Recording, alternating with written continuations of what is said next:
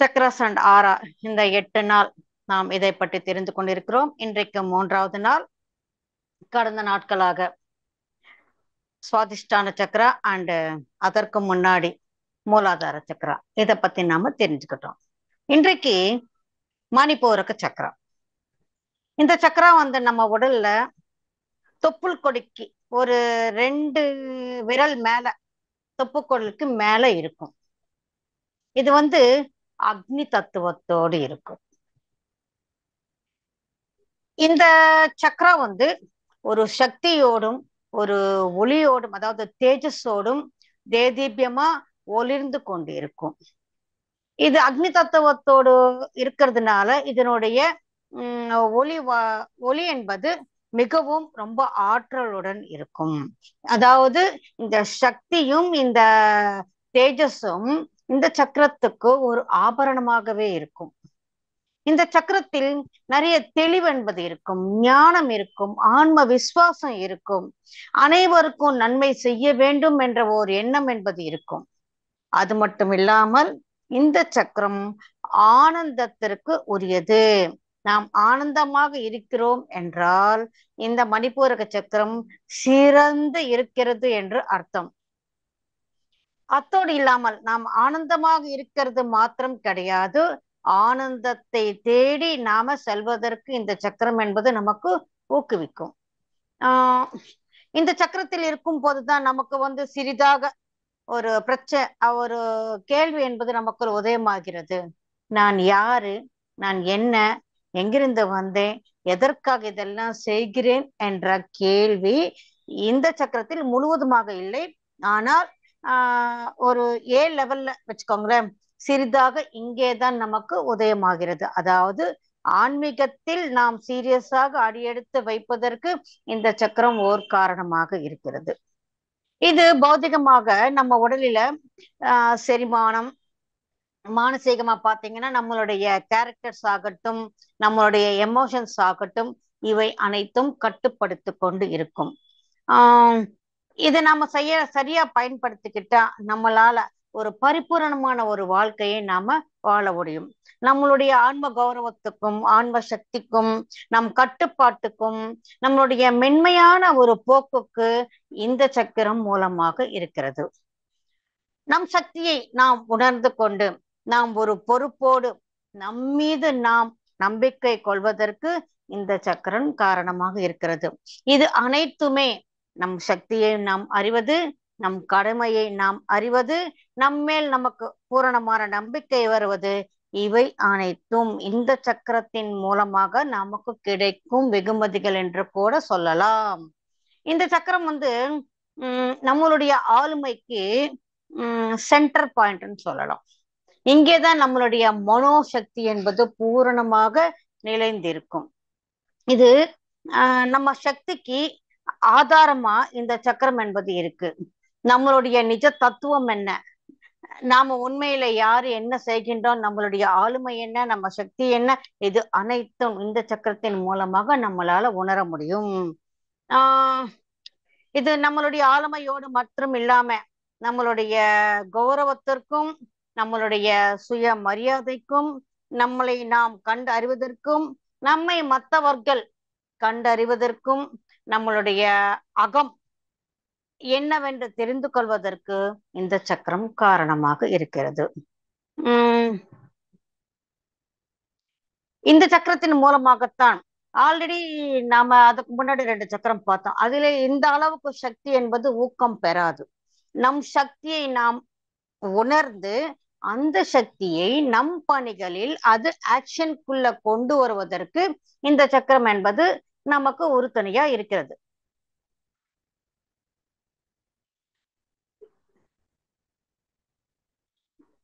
இந்த சக்கரம் நம்மளுடைய மனோமய சரீரம், அதாவது மென்டல் பாடியோடு ரொம்ப ஒருங்கிணைந்து இருக்கும். நம்மளுடைய பர்சனல் சங்கல்பங்களாகட்டும், யோசனைகளாகட்டும், நம் விவேகங்களாகட்டும், ஆத்ம விசுவாசமாகட்டும், நம்மளுடைய கட்டுப்பாடுகள் அனைத்துமே இந்த சக்கரத்தின் மூலமாகத்தான் இது நடக்கிறது. அத்தோடு சேர்த்து ஒரு நகைச்சுவை உணர்வு, ஸ்தித பிரஜை சொல்லுவாங்கல்ல, அந்த ஸ்தித பிரஜை, ஒரு அதிகாரம், நம்மளால என்ன செய்ய முடியும், இந்த ஸ்வயம் பிரதிபத்தின்னு சொல்லுவாங்க, இது என்னால செய்ய முடியும் என்ற அந்த தன்னம்பிக்கை, இவை அனைத்தும் இந்த சக்கரத்தின் தத்துவங்களாக இருக்கிறது.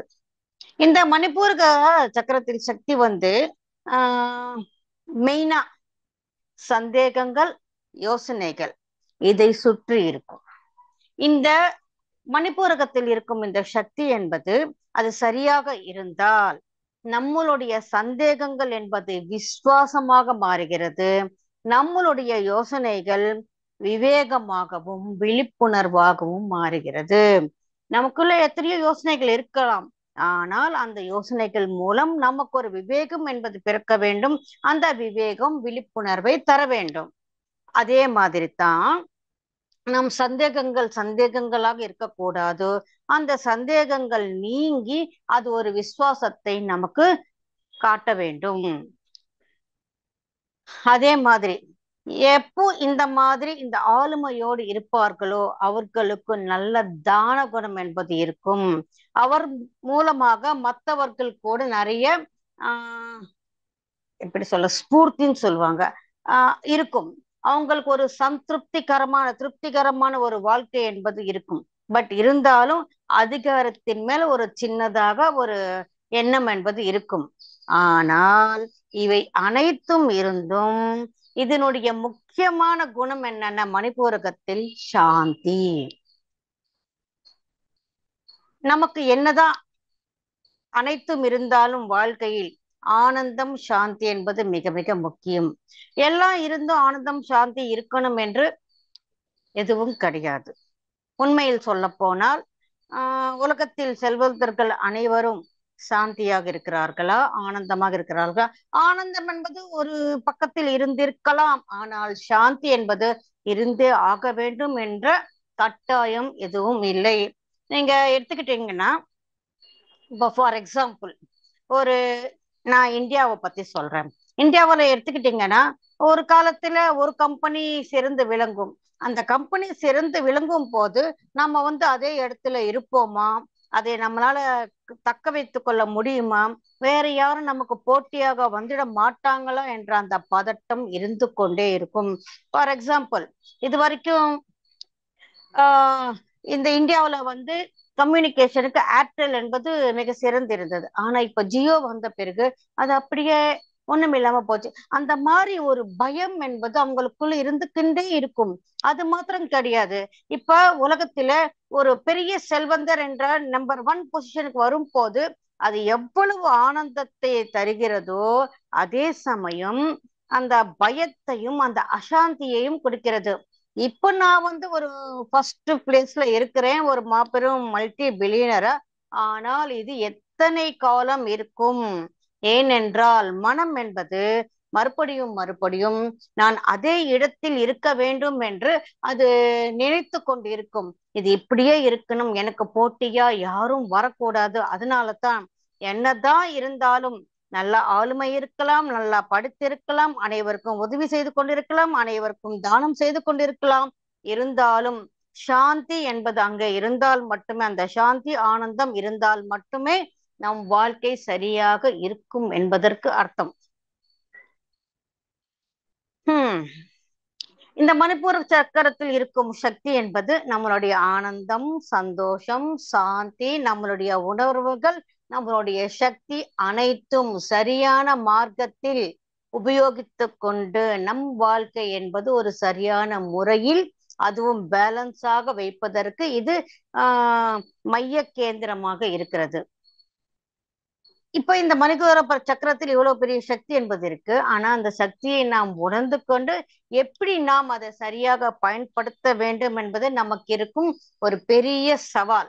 ஏன்னா இது ஒரு பேலன்ஸா நாம உபயோகப்படுத்தி கொண்டால் மட்டுமே நம்மளுடைய வாழ்க்கையில் அனைத்தும் இருக்கிறது, அத்தோடு சேர்த்து ஆனந்தம் சாந்தி என்பது இருக்கிறது என்றால் மட்டுமே அது ஒரு வெற்றிகரமான ஒரு வாழ்வு என்று நம்மளால் சொல்ல முடியும்.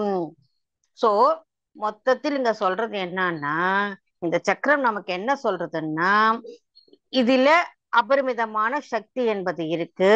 அந்த சக்தியை நீ எப்படி தேர்ந்தெடுத்து அதனை உன் வாழ்க்கைக்கு சரியாக உபயோகப்படுத்தி கொண்டிருக்கிறாய் என்பதுதான் இங்கே நமக்கு இருக்கிற பெரிய சவால்.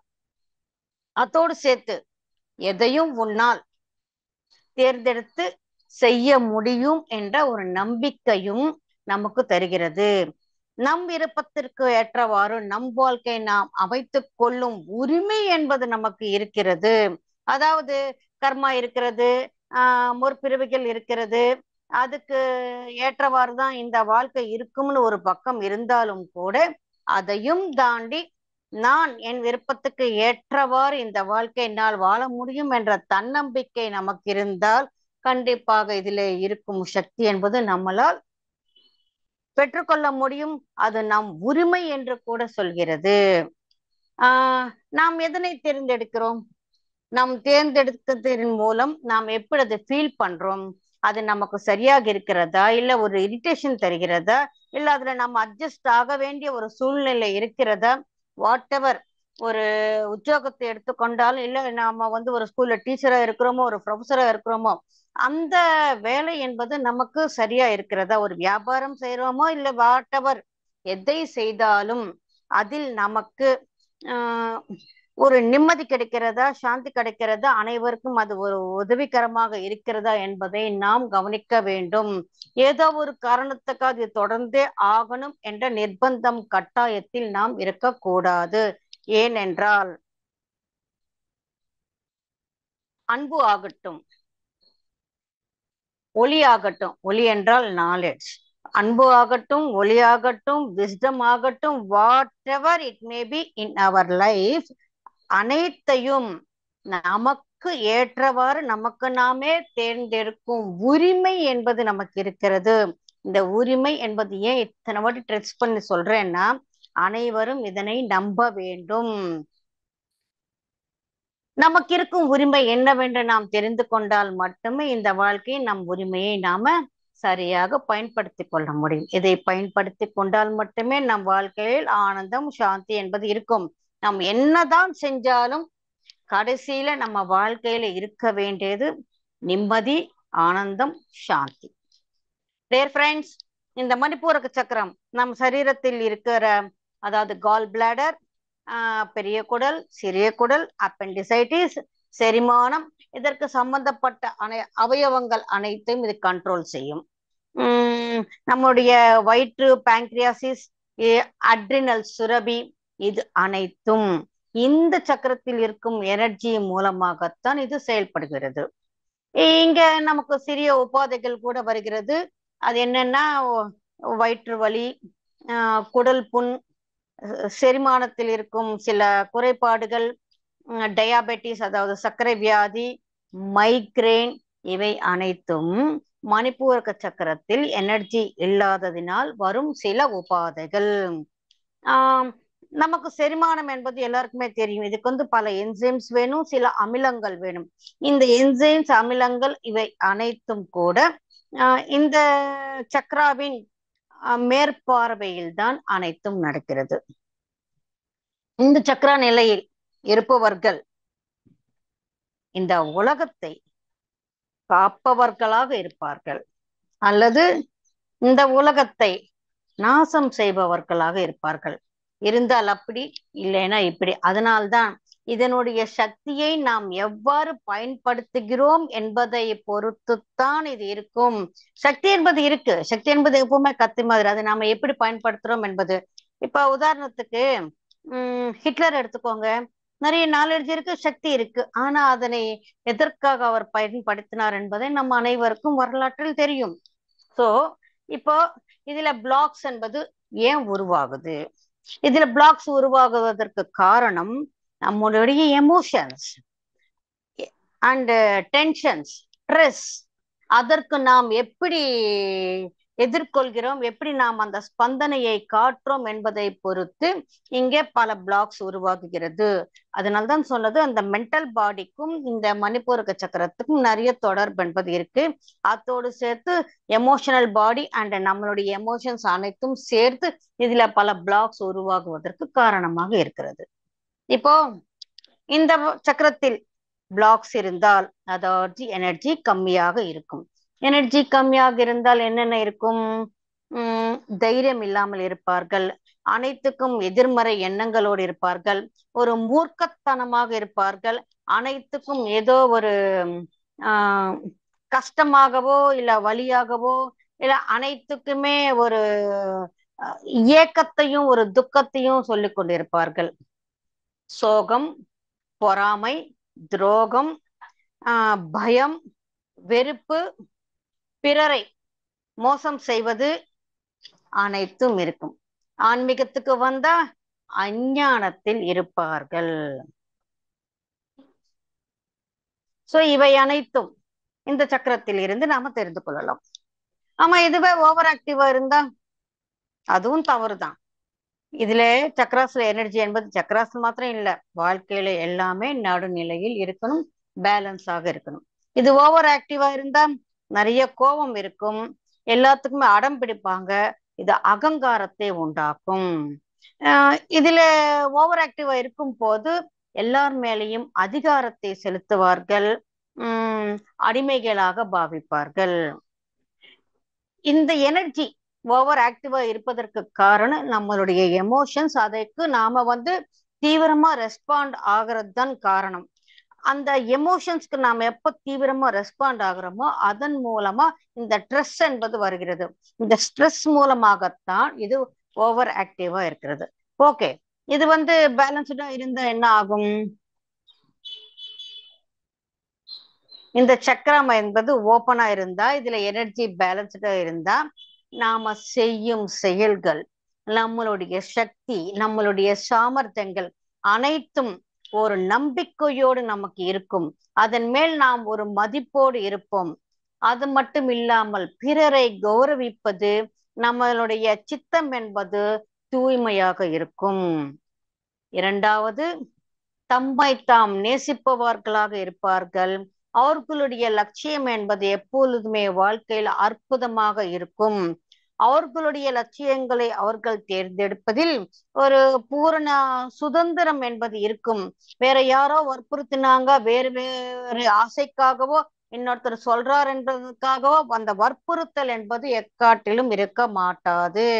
அவர்களுடைய சூசிங் என்பது அவர்களுடைய சுதந்திரத்துக்கு சம்பந்தப்பட்டு இருக்கும்.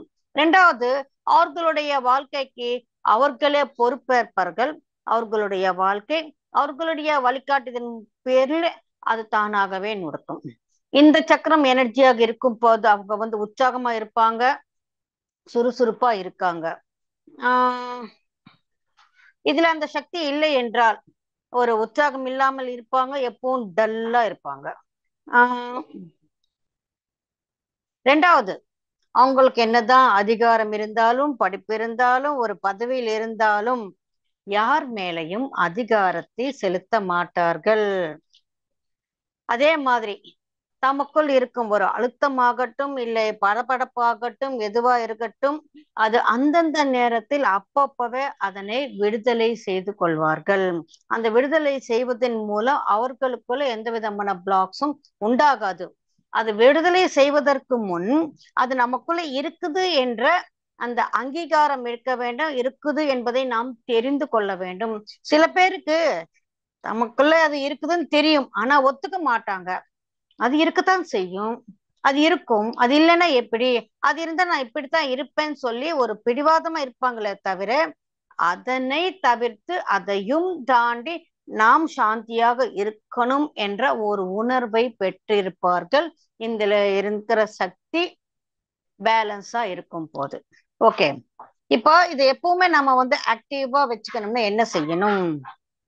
இந்த சக்கரத்தை ஆக்டிவா வச்சுக்கணும்னா முதல்ல நம்மை நாம் பூரணமாக நேசிக்கணும். நம்மை நாம் பூரணமாக நேசிக்கணும் என்றால் நம்மை நாம் கண்டிப்பாக பூரணமாக அங்கீகரிக்கணும். நமக்குள் இருக்கும் இந்த சக்தியின் மேல் நமக்கு பூரண நம்பிக்கை இருக்கணும். மேல் நமக்கு ஒரு பொறுப்பென்று இருக்கணும். என் பொறுப்பு எந்த கிடையாது, வேற யாரோ என்று நினைத்தால் இது ஆக்டிவாக இருக்காது. வாழ்க்கையில் எந்த சூழ்நிலையிலும் அவர்கள் தைரியமாக இருப்பார்கள். தம்முடைய சக்திகளின் மேல் எப்பவுமே ஒரு நம்பிக்கை என்பது ஆட்டோமேட்டிக்கா இவங்களுக்கு இருக்கும். அத்தோடு சேர்த்து முக்கியமானது, மிக மிக முக்கியமானது, தியானம் செய்ய வேண்டும். அத்தோடு பூரணமாக சைவ உணவாளர்களாக இருக்க வேண்டும். ஏனென்றால் புலாலை சாப்பிடுவர்கள் தம்மை தாம் நேசிக்க முடியாது. ஏனென்றால் நீங்கள் பேர உயிரை நேசிக்கவில்லை என்றால் உங்களை நீங்கள் நேசிக்க முடியாது. ஏன்னா இந்த உலகம் என்பது தவறாக நினைத்து கொண்டிருக்குது. என் மேல எனக்கு ரொம்ப இஷ்டம் ஜாஸ்தி. எனக்கு இந்த மாதிரி சாப்பாடு உணவு என்பது மிகவும் பிடிக்கும்.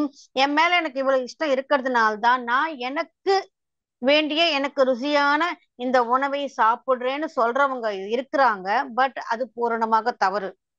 நம்மை நாம் நேசிக்கலைன்னா மற்றவர்களை நேசிக்க முடியாது. மற்றவர்களை நேசிக்கவில்லை என்றால் தான் நீங்கள் புலாலை சாப்பிட முடியும். சோ கண்டிப்பாக வெஜிடேரியன்ஸா இருக்கணும். அத்தோடு சேர்த்து சூரிய ஒளியில் சிறிது நேரம் இருக்கலாம். அதாவது காலையிலையும் மாலையிலையும் சூரிய ஒளி உங்கள் மேல் படும் மாதிரி நடக்கிறதோ உட்கார்றதோ இருக்கிறதோ செய்யலாம். அத்தோடு சேர்த்து மைண்ட் பசில்ஸ் செய்யலாம். அதாவது இந்த சுடோக்கு, வேர்ட் பசில், இந்த மாதிரி பிரிட்ஜ் விளையாடுறது, இது எல்லாமே மைண்டுக்கு சம்மந்தப்பட்டது. Not mind game, mind puzzles நாம செய்யணும். அதை விட இன்னொன்னு, மற்றவர்களை நாம் பாராட்டணும். மற்றவர்களை நாம் பாராட்டணும். மற்றவர்களை நாம் பாராட்டும் போது மணிப்பூரக சக்கரா என்பது இன்னும் ஆக்டிவேஷன்ல நடந்து கொண்டே இருக்கும். நாம் மற்றவர்களை பாராட்ட பாராட்ட பாராட்ட மணிப்பூர சக்கரத்தில் சக்தி என்பது ஏறிக்கொண்டே இருக்கும். But at the same time மணிப்பூரக சக்கரத்துல சக்தி ஏறணும் சொல்லி அவங்க பாராட்டுக்குரியவர்கள் என்று தெரிந்தாலும் கூட வேண்டும்னே போலியாக மாத்திரம் பாராட்ட வேண்டாம். உண்மையிலேயே எங்க எது இருந்தாலும் அது பாராட்டத்தக்கதாக இருந்தால் மனப்பூர்வமாக அனைத்தையும் பாராட்ட நாம கத்துக்கணும். நம்மளுடைய திவ்ய தத்துவத்தை நாம் அங்கீகரிக்க வேண்டும். நம்மை நாம் கௌரவப்படுத்திக் கொள்ள வேண்டும். நான் சக்தி உடையவன் என்பதை உணர்ந்து அதனை வெளிப்படுத்திக்கலாம், வெளிப்படையாகவும் சொல்லிக்கலாம்.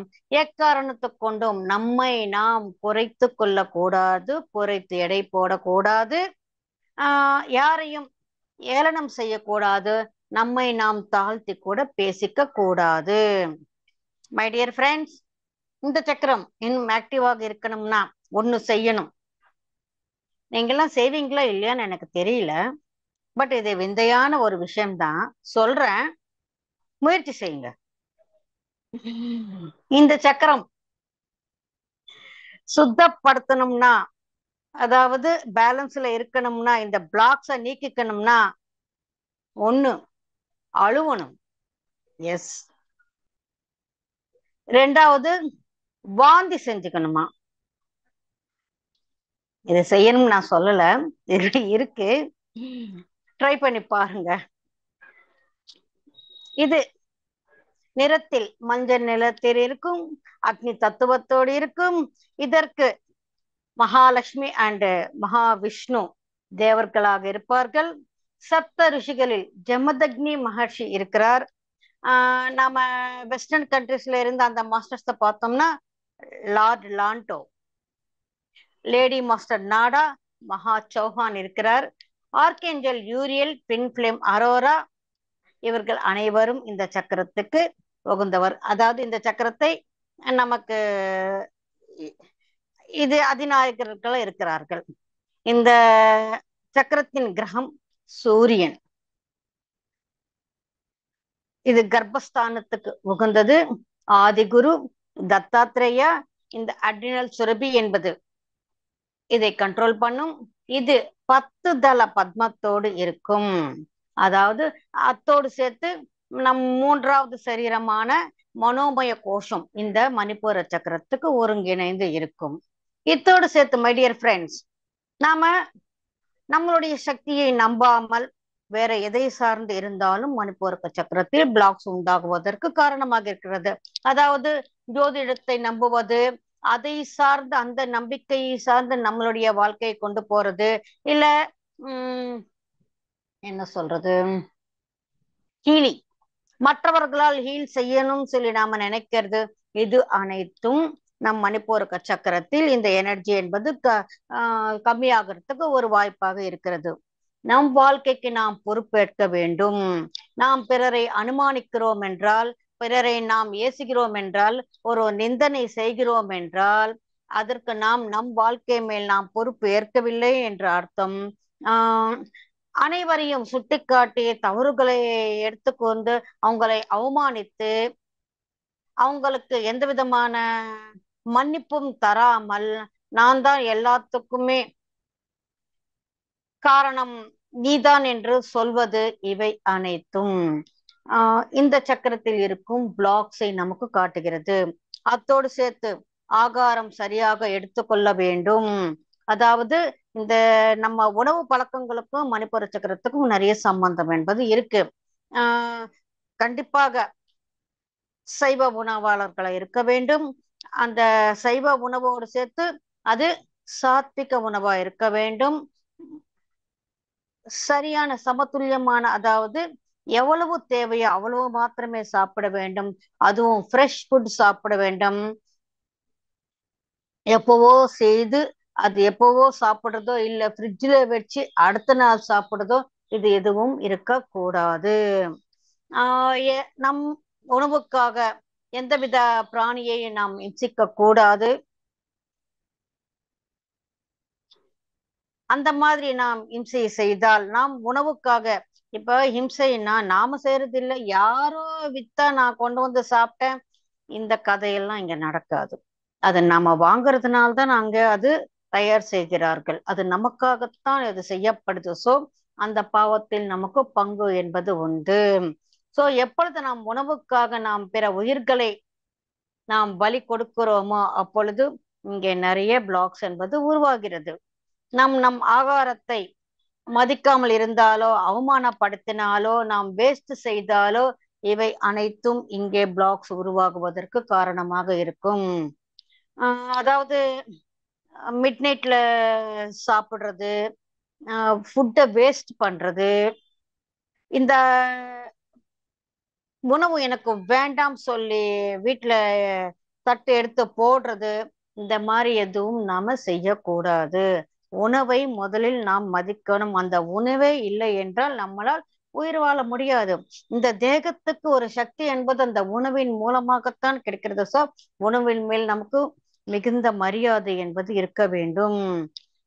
பிறரிடமிருந்து நாம் எதையும் ஆசிக்க கூடாது. ஆசித்து ஏமாறவும் கூடாது. ஏமாறக்கூடாதுன்னு முதல்ல ஆசை இருக்கக்கூடாது. இது எல்லாமே இந்த மணிப்பூரக சக்கரத்தில் பல பிளாக்ஸை உண்டாக்குகிறது. அத்தோடு சேர்த்து உண்மையான ஞானம் என்பதை நாம் பெற வேண்டும். எக்காரணத்தொன்றும் குருமார்களை நாம் ஏசக்கூடாது. அதே சமயம் பிறர் அவர்களுடைய ஞானத்தை பெறுவதற்கு நாம் தடையாக இருக்கக்கூடாது. ஃபார் எக்ஸாம்பிள், அவங்க ஏதோ ஒரு புக்கு படிக்கிறேன்னு சொல்றாங்க, அந்த புக்கெல்லாம் வேண்டாம், நீ இந்த சொசைட்டிக்கு போக வேண்டாம், நீ அந்த குருமாரை நீங்க ஃபாலோ பண்ண வேண்டாம், அந்த மாஸ்டர் வந்து நீங்க ஏத்துக்க வேண்டாம், இந்த மாதிரி எதுவும் நாம் சொல்லக்கூடாது. ஏன்னா ஒவ்வொருத்தருக்கும் யார் குருவென்று அவர்களுக்கு தெரியும். எல்லாமே ஒரே குருமார அனுசரிப்பராக இருந்தால் இந்த உலகத்தில் இத்தனை கடவுள்களும் இத்தனை குருமார்களும் தேவையில்லை. ஒவ்வொருத்தரை நாடுவார்கள், ஒவ்வொருத்தர் ஒவ்வொரு மூலமாக இறைச்சி பெறுவார்கள். எக்காரணத்தை கொண்டும் நாம் தடையாக இருக்கக்கூடாது. ரெண்டாவது, நம்ம இப்படி கூட யோசிக்கலாம். அதாவது அந்த குருமார் வந்து சரியா இல்லை, அங்க போனவர்கள் யாரும் சரியா இல்லை, இவனும் அங்க போறான் இல்லை, இவனை தடுக்கணும் சொல்லி அதையும் நாம தடுக்க கூடாது. ஏனென்றால் அவனுக்கு அந்த அனுபவம் அந்த ஆன்மாவுக்கு தேவை. அந்த அனுபவம் வந்தால் மட்டுமே அவர் ஒரு நல்ல குருமாருக்கு வர வேண்டிய சூழ்நிலை இருக்கலாம். அதை நாம் தடுத்தினால் அவர் அங்கேயும் போக மாட்டார், ஒரு நல்ல குருவையும் தேட மாட்டார். சோ எதை நடந்தாலும் சாட்சியாக இருக்க வேண்டும் என்று பகவத்கீதையில் ஸ்ரீகிருஷ்ணர் சொன்னது அனைவருக்கும் அனைத்துக்கும் பொருத்தும். அதே போல் இந்த மணிப்பூர சக்கரத்தில் நல்ல கல்வி இருக்கும், பணம் இருக்கும், ஆடம்பரம் இருக்கும், ஆனந்தம் இருக்கும், எல்லாமே இருக்கும். ஆனால் நம் கிட்ட இருக்கும் அந்த பணத்தை நாம் சரியாக உபயோகிக்கவில்லை என்றால், சரியான மார்க்கத்தில் அதை சம்பாதிக்கணும், சரியான முறையில் அதை நாம் செலவு செய்யணும். இது எதுவும் செய்யவில்லை என்றால் இதன் மூலமாக கூட பிளாக்ஸ் என்பது உருவாகும். அத்தோடு சேர்த்து பெண்கள், எங்களால எந்த வேலையும் செய்ய முடியல, நாங்க உத்தியோகத்துக்கு போக முடியல, எங்களால சம்பாதிக்க முடியல, எங்களுக்கு பைனான்சியல் இண்டிபெண்டன்ஸ் என்பது இல்லைன்னு சொல்லி யாராவது வருத்தப்பட்டுக்கிட்டு இருந்தால் அந்த வருத்தத்தை கூட நீங்கள் நீக்கிவிடுங்கள். ஏனென்றால் சம்பாதிப்பது ஒன்றே கிடையாது, அதற்கும் மேல எத்தனையோ இருக்கிறது. இப்ப வீட்டுல பாத்தீங்கன்னா ஒருத்தர் சம்பாதிச்சா அந்த வீட்டை பாத்துக்கிறதுக்கும், அங்க இருக்கிற அந்த பசங்களை பாத்துக்கிறதுக்கும், வீட்டுல இருக்கிற மத்தவங்களுக்கு அந்த பெண்கள் மூலமாக எவ்வளவோ உதவி என்பது கிடைக்கிறது. அந்த உதவி என்பது இந்த பணத்துக்கும் மேலானது. அதை நாம புரிஞ்சுக்கிட்டு நம்மளுடைய ஸ்தானத்தையும் நம்மளுடைய பணியையும், நாம இல்லத்தரசியா இருப்பது அதுவும் ஒரு பெருமைதான் என்று நினைக்கணுமே தவிர, என்னால் எதுவும் சம்பாதிக்க முடியல, இது காசு பணம் இருந்தாதான் என்ன மதிப்பாங்க என்ற அந்த விஷயத்தையும் நாம விட்டுவிட வேண்டும். அத்தோடு சேர்த்து ஆண்களாக இருந்தால் பெண்களை மதிக்க வேண்டும், பெண்களாக இருந்தால் ஆண்களையும் மதிக்க வேண்டும். இவர்தான் வசதி, அவர்தான் சிறந்தவர், இதெல்லாம் எதுவும் கிடையாது. ஆன்மாவுக்கு அனைத்தும் ஒன்றே. இந்த மாதிரி பாவனைகள் இருந்தால் மணிப்பூரக சக்கரத்தில் பிளாக்ஸ் என்பது உருவாகும். இரண்டாவது, அதிகாரம் இருந்தால் அனைத்து மேலையும் இந்த அதிகாரத்தை செலுத்தி நாம எதுவும் செய்யக்கூடாது. அதிகாரம் என்பது நமக்கு இருக்கிறது மற்றவங்களை புரிந்து கொள்வதற்கும் மற்றவங்களுக்கு உதவிக்கரம் நீட்டுவதற்கே தவிர, அந்த அதிகாரத்தினால் அகங்காரம் என்பது வந்துடக்கூடாது. சோ நாம் நம்மளுடைய திவ்ய தத்துவத்தை அங்கீகரித்துக் கொண்டு, நம்மளை நாம் கௌரவித்துக் கொண்டு, நம் சக்தியை நாம் உணர்ந்து, நாம் நல்லபடியாக வாழ்ந்து மற்றவர்களுக்கும் ஓர் உதவியை செய்வதற்கு முன்வந்தால் போதும், இந்த மணிப்பூரக சக்கரம் என்பது எப்பொழுதும் சிறந்து விளங்கும். சோ மணிப்பூரக சக்கரத்தில் இருக்கும் பிளாக்ஸ் அதை எப்படி நீக்கிக்கிறது என்பதை இதன் மூலமாக தெரிந்து கொண்டோம். Thank you my dear friends.